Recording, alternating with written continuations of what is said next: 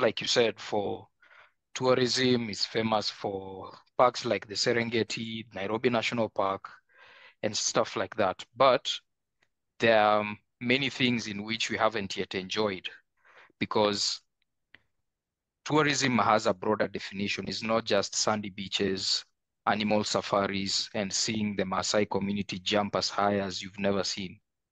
It also includes things like food tasting, food expo, knowing where your food is coming from. You know, the conversation now all over the world is about sustainability, going green and actually knowing where your food is coming from. So agritourism gives you a different experience in the sense that we take you to a farm where you get to see where your food is coming from. So from start to finish. So if we have chicken being reared in the barn, you get to see the chicken. We tell you this is the breed of the chicken. Hello, and welcome to another exciting episode of Sharing is Caring, the podcast where insights and innovations meet. I'm your AI host, Blue, and I'm thrilled to guide you through today's episode. Today, we're taking you on a journey to Nairobi, Kenya, where agritourism is not just a concept, but a thriving reality. Our guest, Presley Kevogo, the founder and CEO of Agritourism Adventures, will share his unique insights into how agriculture and tourism can blend to create sustainable and enriching experiences. From farm-to-table dining to educational tours and beyond, Presley is redefining what it means to travel and learn about food sources and sustainability. If you've ever wondered how your food is grown or dreamed of a night under the stars on a serene farm, this episode is for you. We'll explore how agritourism supports local communities, promotes food security, and offers a fresh perspective on travel. Before we dive in, a big thank you to all our faithful listeners for your continued support. If you're new here, don't forget to subscribe and like our podcast. Your engagement helps us grow and bring more exciting content your way. Now let's join Jonathan and Presley in what promises to be an enlightening conversation about the intersections of agriculture, tourism, and community empowerment. Stay tuned and let's learn together why in agritourism, every harvest brings a new adventure. Hi, Presley. How are you? I'm fine, thank you. Thank you so much for joining the show. Thank you for having me. So, where is it that you call from today? I am in a city called Nairobi here in Kenya, and I was born here, I was raised here, and I live here in Nairobi. Nice. Like you. Yeah, I've heard this. It's wonderful. So it's quite nice. Would you mind introducing yourself to the listeners so that they get to know who you are? Of course. My name is Presley Kevogo. I am the founder as well as the CEO of a business called Agritourism Adventures. It is based here in Kenya, and it is operated by Kenyans. So we have been running for 7 years now because I registered it in the year 2018, duly registered here in Kenya. And we are a team of, at the moment, 3 people. I had a larger team, but with time, because of different interests, I had to downsize to come down to 3. Nonetheless, we have teamed up with several organizations, both international and local, including the Nairobi City County government. And with that particular body, I am one of the stakeholders of a group they formed called FLAG. It's an acronym for Food Liaison Advisory Group, in which we are basically advising the government on food system strategy for the city of Nairobi and its residents. I am also a member of an international organization called GAN. Again, it's an acronym for Global Agritourism Network. And it basically consists of 700 plus members coming from 87 countries from 13 regions all over the world. So it pretty much does the same thing of finding food system strategy, talking about agritourism, and being part and parcel of a bigger body that is looking at global agritourism. And like I said, we have teamed up with government institutions. We have parastatals on board. we have individuals, we have non-governmental organizations, because the way we are doing it is building a value chain in which we are able to find 2 or 3 or maybe more members that we can hold hands together and move forward. Because I settled with myself very early on when I was starting Agritourism Adventures that this is a multifaceted challenge and I cannot do it by myself. So the more people I work with outside Agritourism Adventures, the better it is for me and giving me a better chance of succeeding. So pretty much that's it. Congratulations. Thank you, sir. It's amazing that agro-tourism and food security are two things which are linked. It's something I've never made a link between the two, and it's great that you you shed light on that fact. So that's really cool. Okay. Uh, Okay. Also, since we talk about agrotourism, I have to confess that it seemed to me like a very broad term. So, what is your definition of agrotourism? What is it completely, and what are your activities in that field? Okay. So agritourism, as it is, to simplify the definition, is combining agriculture with tourism. So the way we adopted that term as Agritourism Adventures, this is to give people unique experiences. So for example, you've said that Kenya at this time of the year is very nice, okay? And whether it is for an excursion or you are a foreign tourist, you are more than welcome to come and enjoy Kenya as a country. Now, the Kenya is famous, like you said, for tourism, is famous for parks like the Serengeti, Nairobi National Park, and stuff like that. But there are many things in which we haven't yet enjoyed, because tourism has a broader definition. It's not just sandy beaches, animal safaris, and seeing the Maasai community jump as high as you've never seen. It also includes things like food tasting, food expo, knowing where your food is coming from. The conversation now all over the world is about sustainability, going green and actually knowing where your food is coming from.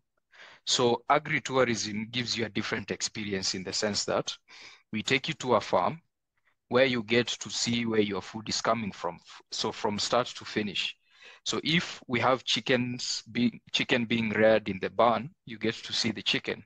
We tell you this is the breed of the chicken, and then these are the eggs laying. So we take the eggs, take it to the kitchen, whereby there's a chef, or you can even prepare it yourself.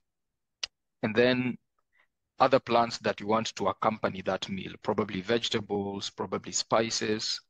And then you are taken around the farm, what we call through the process called farm to fork. So you are shown where it comes from. You can cook it yourself or have somebody cook it for you. And then you enjoy what you have gotten from the farm. Secondly, it's a different experience in the sense that you get to sleep in the farm.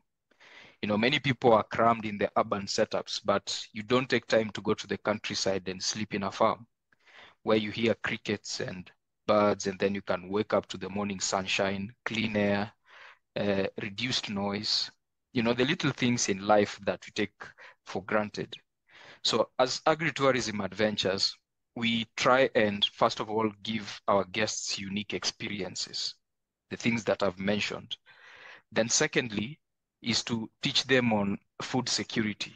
So you feel safer when you grow your own food and then eat it, other than going to buy in a supermarket or a store or an open air market where you are not so sure of where the food is coming from. And this is made evident because there's an influx of genetically modified organisms coming into the country, and they have harmful side effects. Some of them we have been, through intelligence, informed that they've been banned in continents like Europe. So those are some of the facets that we try and champion as much as possible. Then we also do educational tours in the sense that we go to schools. These are primary schools, kindergarteners, we have tertiary institutions, secondary institutions, and then blending with the school curriculum, especially here in Kenya, that we can use as tools in order to educate the children. So for example, instead of children going to national parks and then having a double layer or a triple layer of fences between them and the lion, and then there's a big sign written in red that do not feed or touch the lion, we engage them in experiences that the children are able to feed, for example, the rabbits. You know, when they stroke the rabbit's ears and then the fur and then they are feeding it, that sparks something. And then what they are able to learn in class, which is 30% of the curriculum, they are able to get it in real-time experience, which is 70% of the curriculum outside the classroom. So the kids can feel, see, and hear what they are learning in class.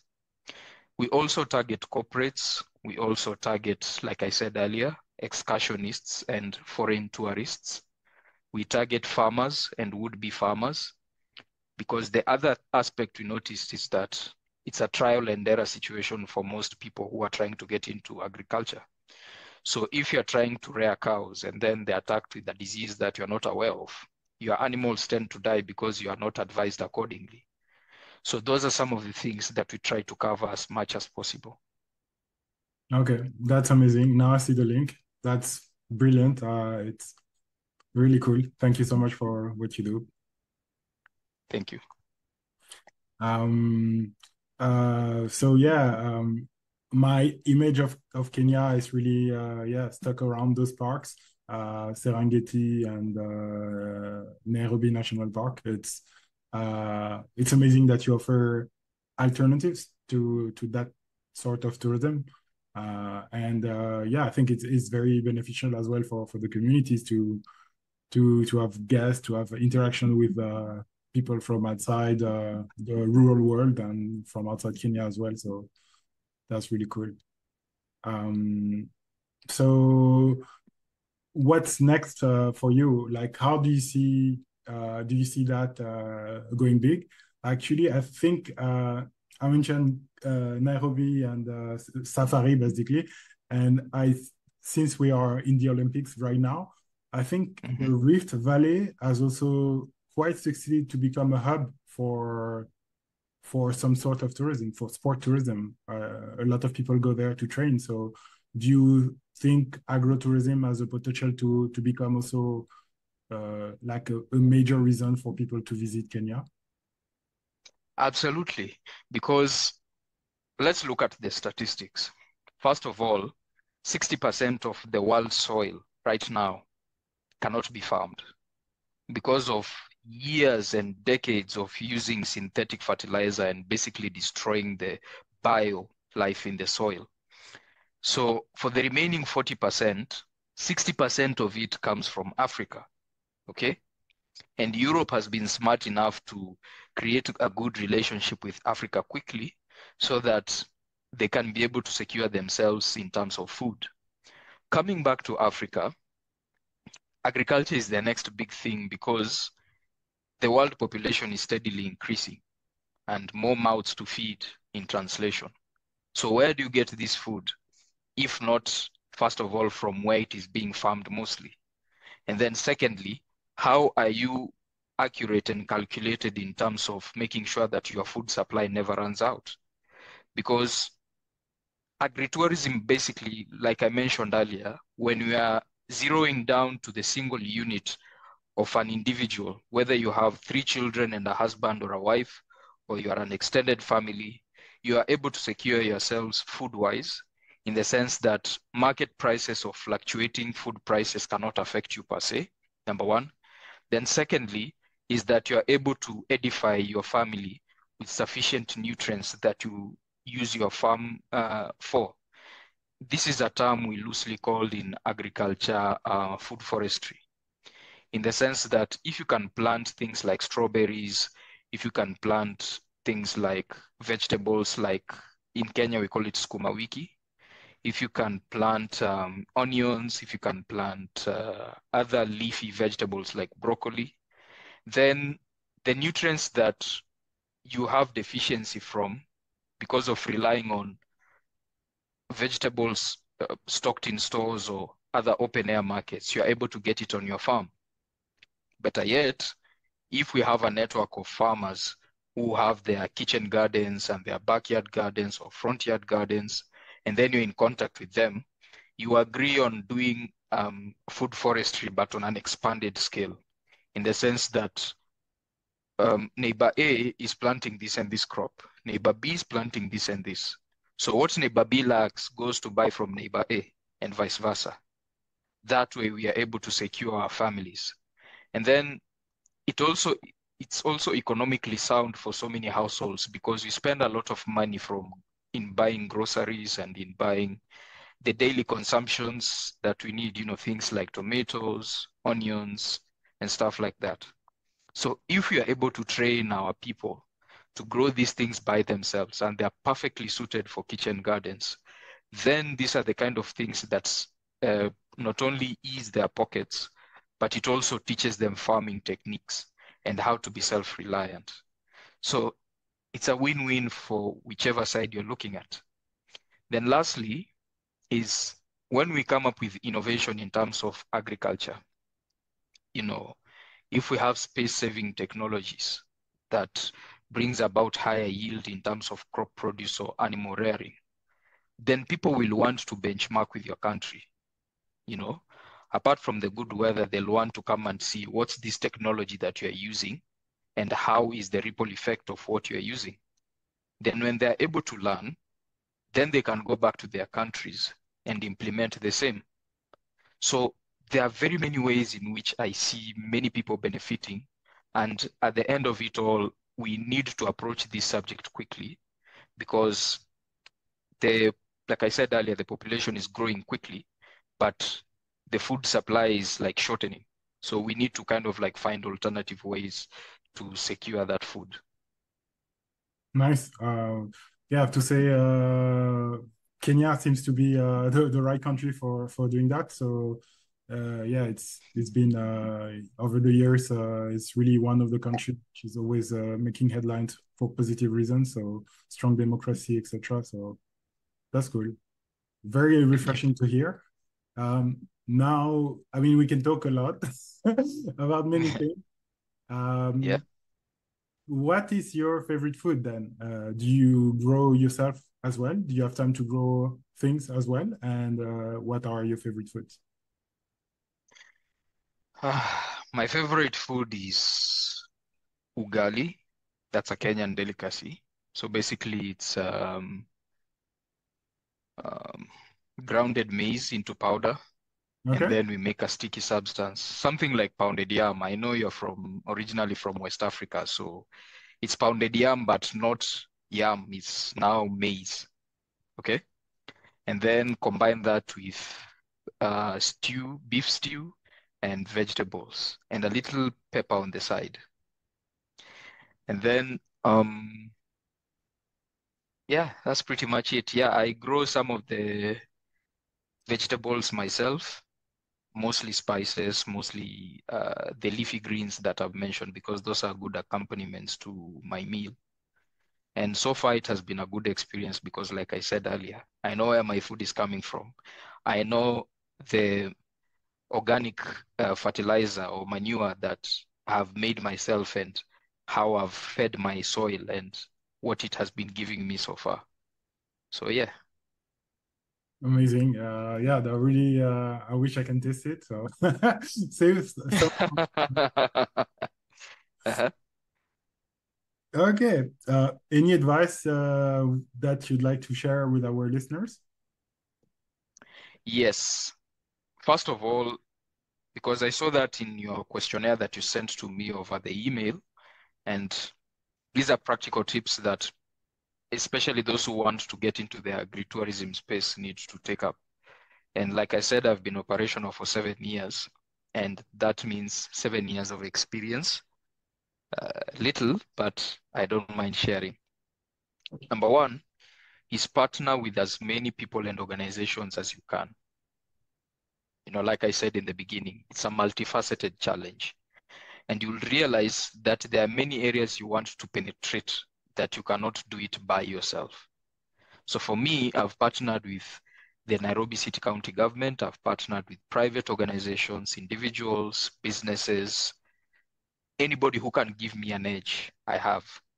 So what this does is give you the picture of a pyramid in the sense that the higher the peak, the wider the base. Okay? So when you want to roll out whatever you're rolling out, you will scale very fast. So for example, if you build a network using 7 years of your business life, then it means for the next 2 years, you'll scale at a neck-breaking speed because you know who to talk to and they are part of your network and they'll get it done for you because they are removing the barriers that we normally experience as a one-man band or as a three-persons band. Because you might go to, for example, get a certain legislation done and they tell you, no, it has to go to parliament to be discussed, it has to be vetted, and it's not an assurity that you'll get a yes. It can also be a no or wait. And, you get to bypass things like corruption, things like red tape in registering such kind of businesses. So it covers a very wide spectrum in short. Then secondly is to slow down as a person. So the Internet of Things, among them, we have social media, has brought about this aspect of short form content. Now, in itself is a blessing and a curse. A blessing in the sense that you have access to a global market to your content. Now, it's a curse because it shortens your concentration span to a few seconds, especially for platforms like TikTok. And this rewires your brain in a negative way because things like mastering a skill, things like patience, things like taking time to do things are very crucial aspects when it comes to mastering a craft. History reminds us that for you to be perfect at what you do, you need at least 10,000 hours of constant input. And that's 10 years in translation. So if you lack the patience, then 10 years will be a long stretch for you. But with the same results, you'll end up giving generic services or products that the market will respond quickly and tell you, we don't like it. Okay?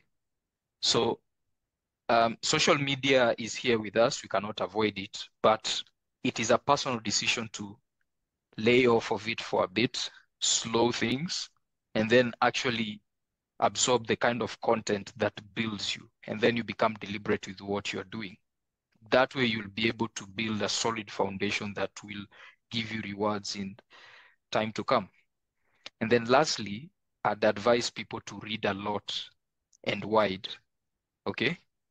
Many of us have lost the art of reading books. It's rare nowadays to see, especially young people, go to bookstores and supermarkets and buying a book and then going to read. Now, what we may not realize is that the person you are right now is a culmination of the steps of your life that you have taken or somebody else has taken for you from the time you were born. So the knowledge that you've accumulated over the years is what will help you now, okay? So if you read wide, I've read various aspects from comets to medicinal plants to how the umbilical cord works. Right now, I'm reading a book by a man called Jeremy Rifkin called The End of Work. I've read about The Art of War by Sun Tzu. So it kind of like opens your mind and you get to understand very many aspects of life.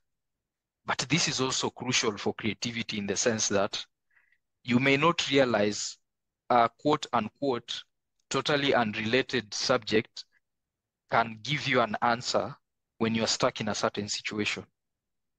So for example, who knows that you can actually find a new business idea at the back of a bubblegum wrapper? I'm sure even your mind is not thinking that way. But when you read wide and then your brain opens up, you are able to pick up on these kind of things quickly. And that's what we need. Very nice piece of advice. Thank you so much. It's wonderful. I realize I forgot to ask you a very crucial question. If I Okay. come to Kenya and I want to stay in a farm, how do I do Mm-hmm. that? Would you mind explaining? Yes. Now with the Agritourism Adventures, first of all, we get in touch with you. We get to understand your profile as a person. Who are you? What would you like to learn? What kind of experiences do you want? So let's use a live study. Let's use you as my guest. And you say you're from Switzerland. So tell me a bit of what you want to experience and what you'd like to get at the end of it so that I tailor make an itinerary for you right now. Very easy. It would be coffee. Mm-hmm. So I'd like to drink the best coffee and see where it comes from, and maybe sit. Okay. I'm curious to see. I think coffee is a lot about techniques. So I'm Mm-hmm. curious to see how people in Kenya who have Mm-hmm. centuries of tradition of coffee, how they prepare it, and yeah. Okay. Wonderful. So what we'll do first of all is to get your papers in order, and then we'll ask you further questions like how long do you plan on staying? And then we tailor each day to packages that we can offer you. So if you want to come straight to the farm on the first day, then we'll organize a kind of coffee farm that has a homestay, in the sense that you'll sleep in the farm. You'll get to enjoy a different environment. You'll smell the coffee even as you're dreaming. Nice. Then when you wake up in the morning, we take you around the farm. And it's fortunate that I've visited, there's one particular one that I visited in another county, and the experience was just magical. So we start by being educated. It's like a 1 hour tour. They take you around the coffee bushes. They show you the coffee berries. You're able to pick some of them themselves. And I've always been strategic to take my guests on the harvesting season so that they become hands-on coffee pickers. Nice. Then you're able to pick the coffee berries, and then we take you to the coffee factory, whereby you get to witness how coffee is ground. So the peeling, the sticky coffee bean, and then how it is dried, how it is crushed. We show you all of that. Then after that, we get to, from the coffee beans that has been ground, we take them to the coffee making room. And there's this machine from Turkey that they showed me. The coffee beans are ground, and then we are able to taste the coffee. So if you like it mild, strong, or the very mild one, you are able to taste. So the whole farm to fork journey you'll get to experience within an hour. So that way you'll be able to understand now this is how coffee is made. And say you want to go to other things. Let's say you've talked about sports tourism. So day one, we've taken you to a coffee farm in a different county. Then day two, we'll take you to sports grounds in the Rift Valley in a Nice. town called Eldoret. So we get to see athletes train there. We would have organized a visit by you with the responsible authorities. Then you get to see the athletes train. You get Wow. to experience the environment and what the county has to offer. We'll also give you a taste of curdled milk because it's very, very unique in terms of taste. Then lastly, because you have heard of Serengeti, I don't know if you've ever visited, No, no, we never. organize the last day to get you to Serengeti. If you are lucky enough, it will be witnessing one of the eighth wonders of the world, which is the wildebeest crossing over to Tanzania. Oh, Then you wow. get to take pictures, and then you conclude your tour. So cool. Wow. Okay. Yes. And where can people get in touch? Well, you can get in touch with us through LinkedIn. So that is at Agritourism Adventures. You can also get in touch with us through Facebook. That is with the same handle at Agritourism Adventures. And also you can get in touch with us through Instagram. Same handle, Agritourism Adventures. Perfect. So we put everything in the show notes. So yeah, Yes. so people know where to find you. Yes. Perfect. So that was a pleasure to have you on the show, Presley. Thank you so much. Thank you for your time. I hope we get in touch soon to continue this conversation so that we can put the rubber on the road now. Yeah, I have a trip to organize to Kenya. Okay, my brother. Thank you so much for having me. Have a lovely day ahead. Thank you, and you. Bye. And that brings us to the end of today's enriching episode here at Asterisk Sharing is Caring Asterisk. Thank you so much for joining us, and a special thanks to our insightful guest, Presley Kevogo, for diving deep into the heart of agritourism with us. From Nairobi, Kenya, Presley has truly illuminated the symbiotic relationship between agriculture and tourism, showing us how agritourism not only enhances food security, but also enriches our understanding of where our food comes from. Today, we learned that agritourism is more than just a travel experience. It's an educational journey that connects us directly to the source of our sustenance. Presley's work with Agrotourism Adventures in creating unique, farm-based experiences helps promote sustainability and supports local communities, making it a powerful model for global food security and cultural exchange. If today's episode inspired you or sparked your curiosity, we'd love to hear your thoughts. Please subscribe, like, and leave a comment on our podcast. Your engagement truly helps us grow and continue to bring meaningful content that cares and shares. Remember, every interaction with our food and environment can be a moment of learning and connection. So until next time, keep exploring, stay curious, and continue to share the caring. I'm Blue, your AI host, wishing you a wonderful day filled with adventure and insight. Goodbye for now, or...